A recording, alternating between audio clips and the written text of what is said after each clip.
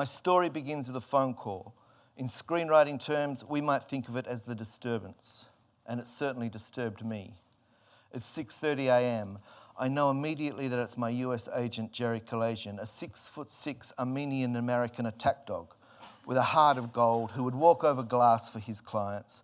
But no matter how many times I explain that Australia is not on LA time, he doesn't get it. For Jerry, there is only LA time, and he always calls at 6:30 a.m. I answer my phone and reach for a cigarette. I can't do one without the other, but I'm giving up smoking and they are not there, where they should be. And as Jerry speaks in a faltering voice and tries to sound calm, which is not easy for an LA agent, they don't do calm. But as Jerry is speaking, I keep reaching for my cigarettes even though I know that they're not there. I even start to lift up scattered pieces of paper on my desk, the fragments of screenplays, the unread articles, the unpaid bills, looking for cigarettes that I know aren't there. Because Jerry is telling me that the producers of the film Edge of Darkness, which I've been working on for 5 years, which has dominated my life and the life of my family, which has caused my grey hair to turn white and driven me to the edge of sanity. And I'm not kidding, sanity was a casualty. It is regained now, but I have stared into the abyss of breakdown because of this project. And Jerry is now telling me that the producers have decided to bring on another writer. And I'm silent until Jerry says, "For Christ's sake, you're killing me, say something." And so I say, "Why?" 2 weeks ago, we were going to make it. Well, 2 weeks is a long time in Hollywood, and things seem to have changed. Jerry is talking again. He is saying they're bringing this guy on just to do a dialogue polish, just to Americanize it, to locate it more strongly in Boston, where the film is set. And this guy is from Boston. He knows it really well. Hell, he probably won't even take a credit. I'm mildly reassured. Who is this guy, I say? Oh, his name is Bill Monahan. What's he done? Oh, he wrote The Departed. And I mean, you mean The Departed that won the Best Screenplay Oscar? Yeah, that's the one. And I'm reaching for my cigarettes that aren't there again because I don't know much, but I know that you don't hire an Oscar-winning writer to do a dialogue polish. And an Oscar-winning writer does not pick up someone else's work without taking credit. I mean, the guy does not need to ghostwrite anybody. And then I hear Jerry say something I will never forget. There's no shame in this. This happens to every writer in Hollywood. From the lowest to the best, this happens to everyone. And I say, yes, but it doesn't make it right. And when I get off the phone, my hand reaches for the cigarettes that aren't there, and I call Martin Campbell, the director of the film. And I say, "Martin, what's going on?" "There's absolutely nothing to worry about," he says. But I say, "Martin, if you need to do this, if we have come to the end of some kind of road, then I understand. It's been great, but hell, I understand." And I'm lying, of course. I don't want him to do this. I don't want to be replaced. The film means too much to me. And it's cost me too much. The best part of 5 years. And as I said before, my sanity. And Martin says emphatically, Monahan is coming on to do a polish, to Americanize the dialogue and to locate it more strongly in Boston. Nothing will change. It will remain all your work. You are the screenwriter of Edge of Darkness. There is no shame in this. This happens to every writer in Hollywood, I think to myself. And so I get off the phone and I email one of the film's producers. And I say, "I understand that you're bringing on Bill Monahan. I've been told by Martin that it's just a dialogue polish. Can you clarify the situation for me?" And the producer emails back and says, "Absolutely. Bill is just doing a polish to Americanize the dialogue. It is business as usual. There's nothing to worry about." And I reach for the cigarettes that aren't there, and I think to myself, maybe this isn't so bad. Maybe this hotshot Oscar-winning writer will come on and iron out the rough patches and give it a Hollywood shine. At the same time, I'm thinking it's the rough patches that make this screenplay what it is, and Hollywood shine is the very thing I've fought against through the last 7 drafts. But my story doesn't really begin with Jerry's phone call at all. That was more like the second act plot point, the turn in the script that moves us relentlessly towards the crisis. The story began much earlier. So whilst Bill Monahan gets on with polishing the dialogue on my script, I'll take you back to the all-important setup. It's 2002, or maybe 2003, and I'm a happy playwright bringing up 3 kids with Eugenia on a farm south of Adelaide. And I've recently written a film called Lantana, and it has done that thing that we all hope our work will do. It has connected with an audience and broken out. and after doing very good business at the Australian box office, it has played at several festivals and been sold into the European and the all-important American market. And I'm sitting back enjoying it all from a distance, thinking what would be next when the phone starts to ring. Somebody wants me to write a film for De Niro. My head was spinning, and it was that easy. One day a playwright with roots in left-wing political theatre in Melbourne, the next an in-demand Hollywood writer. But the phone call that really made me stop was the one from Martin Campbell asking me to adapt Troy Kennedy Martin's 1980s BBC television series, Edge of Darkness, into a feature film. But why me, I asked. I have just watched your film Lantana and you're exactly the writer we're looking for. Someone outside of the Hollywood system who won't be a slave to plot and genre and who can write fucking good dialogue, Martin said. And within a couple of weeks, I was on a plane to Los Angeles, flying first class. Hell, I hadn't even flown business class before. And after the first glass of champagne and the tasty little treats, I knew I was ruined. How would I ever fly economy class again? Maybe I wouldn't have to. Maybe this is my life now. And so I made out that I belonged to that rarefied world at the front end of the plane, along with rich American retirees and CEOs of major international corporations and the odd famous person. But I was in LA, of course, to meet Martin and the film's producers, and Martin had a suite of offices at the old MGM studios, which were now owned by Sony. And even though it has become a Disney version of a Hollywood studio, you could still feel the history of the place. And I had to admit, it was a buzz to be a part of it. The first meeting was with Martin and Michael Waring, the producer of the original TV series, who, like Martin, would become a good friend over coming years. David Thompson, head of BBC Films, who were partners in the project, was also there, or at least he was on the loudspeaker. And finally, there was Dan Risner, an old school Hollywood producer who had been around for a long time and who had seen it all before. And I liked Dan a lot. After the first draft, he said, "Love it, now let's make the fucking thing." After the fourth draft, he phoned me in Australia and gave me some good advice, which I didn't fully understand then, but which makes a lot of sense to me now. He said, "You know, this film is ready to be made. This script won't get any better, and if you keep working on it, you're just going to go backwards."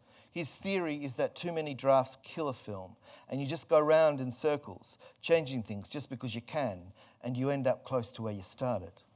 And I didn't believe him at the time. I'm an obsessive perfectionist. It's very easy for me to unravel my own work, which is what I did over and over on Edge of Darkness. But I'm jumping ahead of myself. Essentially, I was meant to go into that meeting and pitch for the film, but I don't pitch well, and I had no idea if they were talking to other writers or not. I found out later they were, but then I didn't know that. So I didn't realize it was a competitive situation, and I'm glad I didn't because the pressure would have been too much. I just would have said, "Give it to the other guy, I'm going back to the farm." So I didn't pitch. And I think they were a little surprised. But what I did instead was to talk as thoughtfully as I could about the story and the people in it. And I think they were relieved to hear this Australian guy talking about this imagined film without the usual packaging of the Hollywood pitch. Because what a pitch does is reduce something down to its simplest, digestible form, where for me, it's about opening up to its widest possibilities. But after we had talked for a good hour or so about the politics of the film and its genre and what it meant to relocate a work conceived and made in Thatcher's England to Bush's America, I talked about what really mattered to me. I said, this is a film about grief. This is about a father who loses his daughter in violent circumstances and doesn't understand why. And he feels guilty because every bone in his body tells him that he should have been able to protect her, and he couldn't. He couldn't save her, and that's his emotional dilemma. And I have a daughter, and I just couldn't bear it if I lost her. I think I would go crazy. And I could see it in their faces. I had clinched the job. Not because I impressed them with my understanding of structure or genre or politics or the politics of the piece, but because I understood the emotional terrain of the film.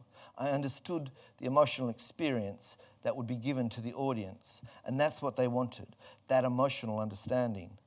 Once I got home from Los Angeles, the challenges of the adaptation quickly became apparent. How to take 6 hours of story and make it work in 2.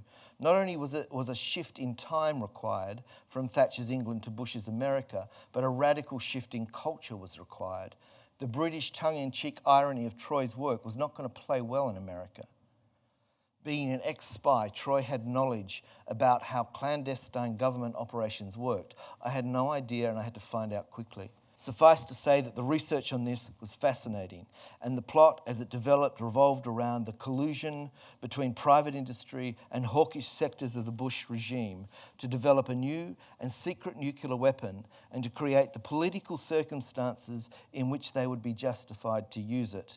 The first draft took me about 6 months to research and write, and finally it was delivered. And I was on my way to London to discuss it with Martin, Michael, David Thompson, Jamie Lawrenson from the BBC. The strength of the first draft was that I had wrestled the material into the shape of a feature film. It now looked like a film and not a television series. It had a taut and gripping first act that would hardly change over the subsequent drafts. It had a cumbersome second act with some good scenes, and a third act that required Craven and the infamous Jedburgh to break into a nuclear facility in order to find the proof that this weapon existed. It didn't work, and it would continue to trouble me right through the writing process, just as the last act of the TV series had troubled Troy. But I learned something important in London. After delivering the draft, I wrote a comprehensive set of notes deconstructing my own work and laying out what needed to happen in the second draft. Perhaps I did this to preempt criticism, but it worked. There were 12 people in the script meeting. Our Edge team had grown, and all the money people now had several people on board. I had flown in from Australia for the meeting, and several people had flown in from LA. And Martin began it by saying, well, I think Andrew's done a terrific job with the first draft, and you've all read his comprehensive notes, so we should just let him get on with it, don't you think? And there was general agreement around the table, and that was it. The meeting was over. Of course, all Martin had done was to clear some space so that he and I and Michael and Jamie could get on with the more concentrated and detailed work that was required. I went mad writing the second and third drafts. I don't know what happened, but I reached my own edge of darkness. You might think that with experience, the art of writing a good screenplay will get easier, but strangely, at least for me, the opposite is true. The more I know about it, the more difficult it has become. It is almost as if I know too much. And knowing too much can paralyze you with self-doubt because you know when you're getting it wrong. You know when it's not good enough, and that's deadly. That voice in your head that is telling you it's not good enough. I guess I had writer's block, and for those of you who have experienced that, you know how debilitating that can be.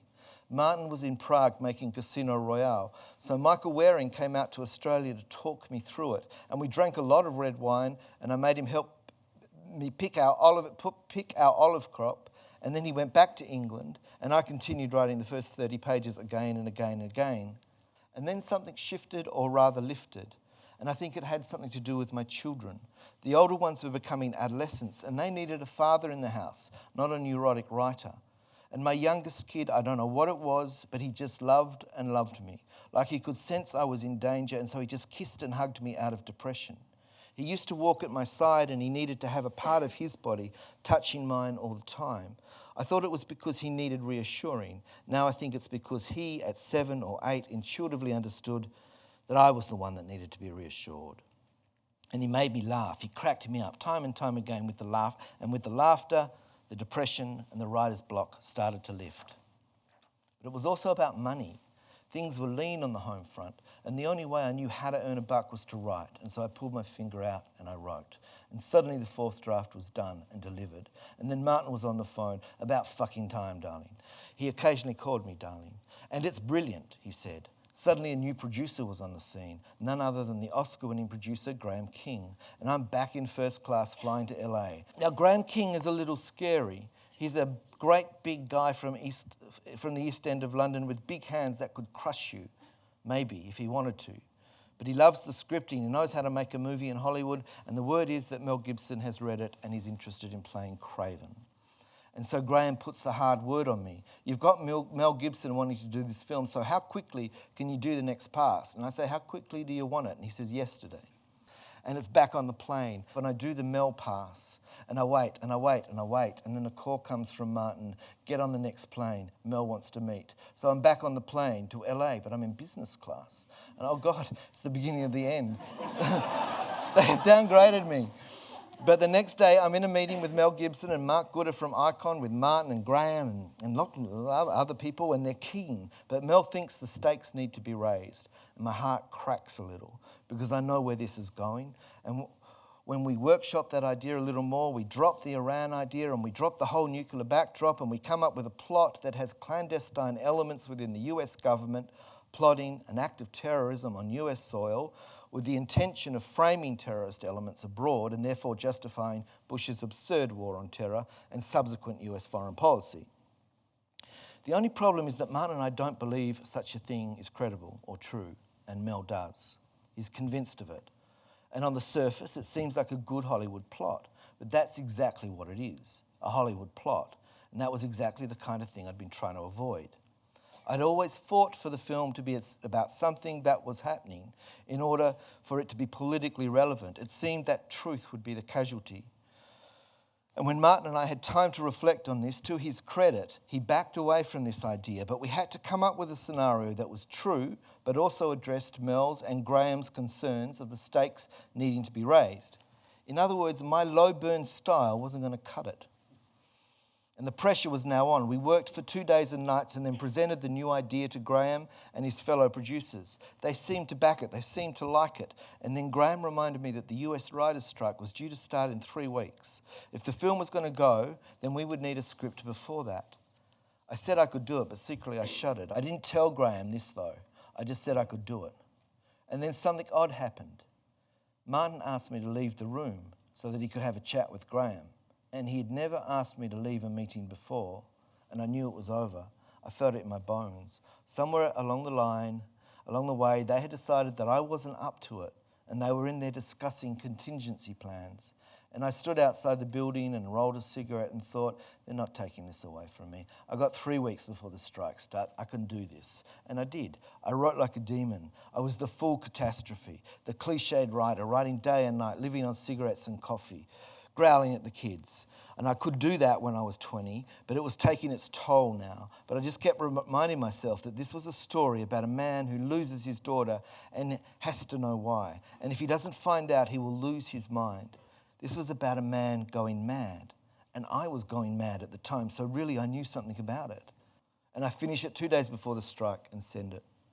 Silence, 1 day, 2 days, a week. Then Martin calls and says he's happy, but it's with Mel. I hear nothing from Graham's office, so I email and ask what he thinks, and his words are chilling. He says, it's the best it's ever been. And maybe to some people that sounds good, but I knew exactly what it meant, and it wasn't what I wanted to hear, because he was telling me that it's the best it's ever been, but it's still not good enough. And then there's the strike, and things go quiet for a long time. Then one day the phone rings at 6:30 a.m. and I know it's Jerry because Jerry is on LA time and I'm reaching for my cigarettes that aren't there and Jerry tells me that Bill Monahan is doing a polish. But there's nothing to worry about. My agent, the director, the producer have all told me that it's just a dialogue polish. Edge of Darkness is your screenplay and it always will be. And then there it was, splashed across the pages of Variety. Oscar-winning writer Bill Monahan on board for a page 1 rewrite for the Gibson vehicle. It was a big story and it didn't include me. And I found out because of an article in Variety. Hell, that's Hollywood. Martin eventually sent me Bill's script and it was difficult and strange to read it because it wasn't my work and yet it was. There were traces. It was like looking through the surface of something and seeing the shadow of yourself beyond it. It was like being painted over. I was angry. I was upset. I emailed Martin and said that Bill has just pissed all over 6 years of work. All those great scenes, all those great moments, those shocking reveals, and Craven's terrible pain and grief as he came to terms with the loss of his daughter, gone. I didn't hear back. I never heard from him again. I never heard from the producers either. Gone. I like to think that they were too ashamed to face me, but really I think they just moved on. I think they had to. They had a film to make. Bill's script was slick and fast-paced. The writing was sharp, polished. There was a clear sense of a three-act structure, and he hit all the right structural moments. And yet it read like many other American screenplays I had read. And it had lost many of the qualities that distinguished it from any other Hollywood thriller. My script was dense and tried to convey too much information. Bill's script was clear, but it conveyed hardly any information at all. My script retained the essence of Troy's work and even some of his iconic moments, including the infamous kissing of the dildo moment for those who know the series. Nothing of Troy's work is retained in Bill's script or the eventual film, not even the central character's name, which had shifted from Ron Craven to Tom Craven for some reason. My script was about a post-9/11 loss of confidence in what it meant to be American. Bill's script was a reassertion of confidence in America. My script was about moral shades of grey. Bill's script was about moral certainties, good and evil, black and white. In my script, the protagonist didn't kill anyone. He solved his problems through his intellectual nous. In Bill's script, he killed anyone who got in his way. My script sought to deconstruct the ideological framework that had defined America. Bill's script embodied and celebrated that ideology, whether intentionally or not. That's just what those kind of movies do. That the rights of the individual must be asserted over the rights of the group, and that if someone does you wrong, it is your right as an American to seek redress in any way you choose. This is the very ideology that America used to explain and justify their response to 9/11. Edge of Darkness began as a critique of this ideology and ended up upholding it. That's Hollywood. I don't blame anyone for what happened on Edge of Darkness. I don't blame Graham and the other producers. They had a movie to make. They had a responsibility. And I don't blame Mel. He delivered his customary strong and charismatic performance. And I certainly don't blame Martin, who stood by me for so long. I don't even blame Bill. His work may have begun as a dialogue polish, but I know what happens. I've done it. You change this, you change that, and then you need to change the thing that set it up, and all of a sudden you're doing a page one rewrite. If I blame anyone, I blame myself. In the end, I could not give them what they wanted, and that was my job. But when I finally read Bill's script and saw what it was that they had wanted, I knew that that was not something I could give. I wasn't that writer. I tell my kids that it doesn't matter if you make a mistake as long as you learn from it. It's a cliche, but I believe it. Problem is, I haven't always followed my own advice. It's the playwright in me. I look for the cause, for the thing that must be revealed, the wrong that must be put right. I wonder sometimes whether being a playwright with those instincts is compatible with working in the film industry. I think it is if you can achieve the alchemy between political context and the demands of good story. If you can set a story about human need and desire against the politics of the times. If you ask the question, what's going on in the world when this story happens? Because every story is shaped by the times and place in which it is set. The question is, do audiences care about this nuanced balance between politics and the demands of genre? Are audiences interested in the more difficult subject matter, the more complex films? Does content matter? A quick study of box office figures would suggest that they don't. Most of the audience continues to look to cinema to escape from the lives they lead rather to be confronted by them. And I get that. But should we then write to that audience alone? The call from some quarters in the last few years has been that we should. Write films that people actually want to see, they say. But what does that mean? Write films with happy endings. Write films about likable people. Write films that give people a sense of hope. Write films that last 90 minutes. Write fast films. Write genre. Kill people because audiences like that. Fair enough. But those films will always be written. The market demands it. And plenty of films that set out to do exactly that fail anyway. If we heed this call, it is the films that don't set out to do that which are at risk. The tougher films, the darker films, the quieter and slower films, the political films. I'm not interested in escaping anything. In the argument around whether the image of the drowned Syrian child, Ayaan Kurdi, should be shown on social media, I was firmly of the opinion that it should. It happened. It's true. Images are powerful. That one shocked the West. Action followed. I love a film that tells it as it is. I love a savage, brutal, miserable account of life. I quite like a melancholy mood. I'm not afraid of the dark, of human failing. I don't always want to see someone win in the end. So many films scream, cry now, cry, cry, cry. Most of the time it's too easy. And I admire a film that earns my tears. And what makes me feel something more than anything is when a film reveals just how savage or banal life can be and that a human being can actually survive it. So I'm a playwright with a political impulse, always looking for a way to land it in the context of film. I've made mistakes and I've pushed the politics too hard, but I'm also guilty of doing the opposite and letting the politics slip away from a project, softening it on the assumption that a more palatable version might prove to draw a broader audience. In my opinion, the more palatable version of anything never works.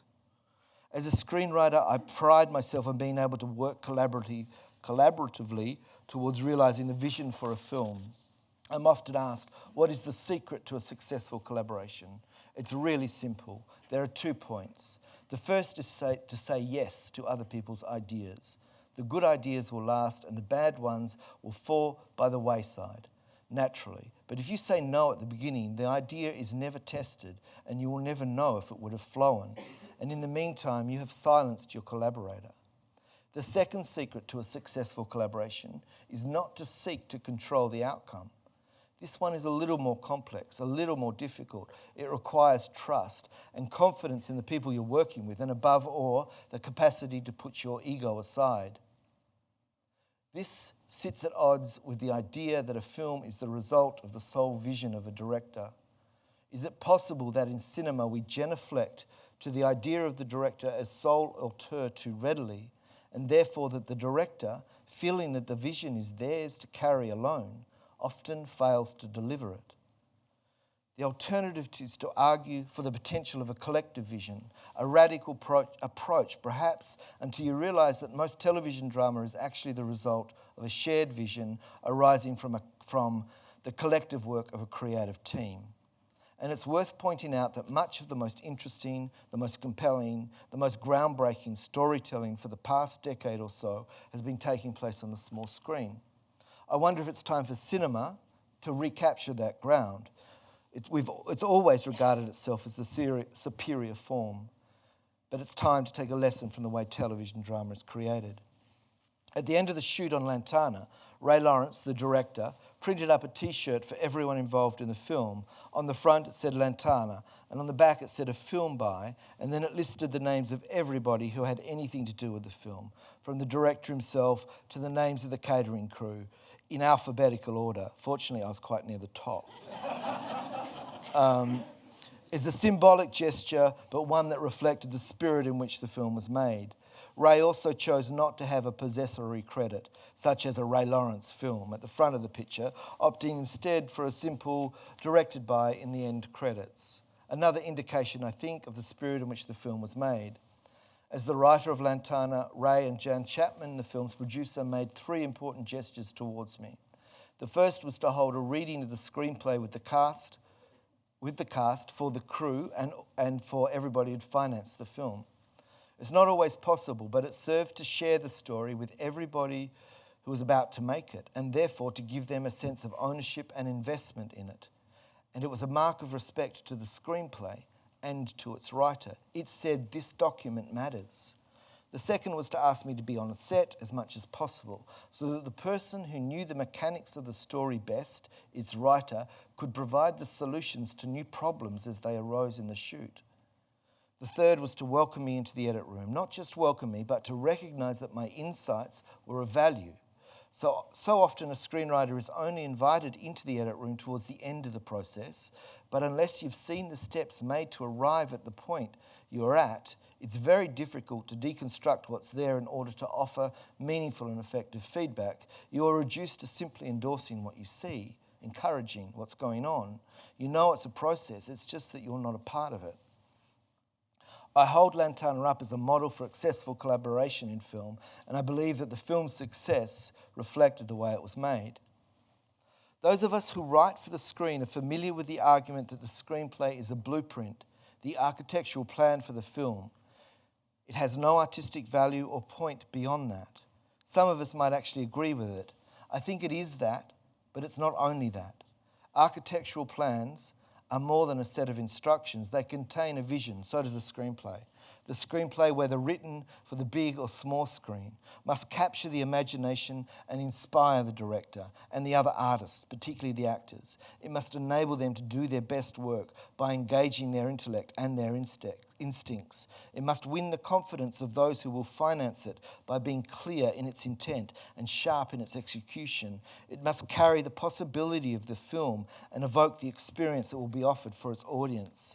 It must convey pace and rhythm and tone. It must offer the most vivid images and reveal the complexities of human behaviour, not through the interior voice that's available to the novelist, but through what a character does, what a character says, and what a character fails to say and do. A good screenplay is like a fine poem, where the maximum amount of meaning possible is expressed with as fewer words as possible, where what sits on the page is the tip of the iceberg and the portal to the depth of meaning that is often left unsaid in order to allow room for the camera to reveal what's hidden. Often the best dialogue simply frames the moment. Writing a screenplay is about creating the space for an actor to fill. The camera is at its most revealing in the spaces between what is said, in the silence and stillness of the moments in between. And of more and more interest to me as a writer is not what a character says, but their struggle to say it, their search for meaning in the words and actions they use to describe their world. Not so much what they convey, but their failure to convey it. That's art. That's literature, that's whatever you want to call it, but it's not just a set of instructions that may or may not be followed. It is an organic document that continues to change as the film is shot and edited. But I strongly believe that the vision of the film is to be found first in the words on a page. I really am against the notion that the female writers should write the female characters and the male writers should write the male characters. I mean, what is writing if not the attempt to put yourself in other people's shoes? We were in this production office in Dublin, and I went upstairs and I borrowed somebody's computer and I wrote the scene in probably 30 minutes.